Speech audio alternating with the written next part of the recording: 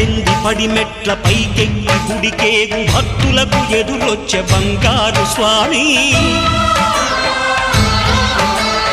ఇరుముడులు స్పృశించి శుభమును దీవించి జన బృందముల చేరే జగమేలు స్వామి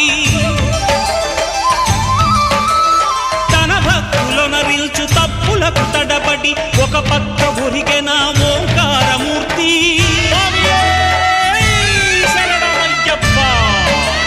స్వాములందరూ తనకు సాయము కాగా ధీమంతుడై లేచే ఆ కన్య స్వామి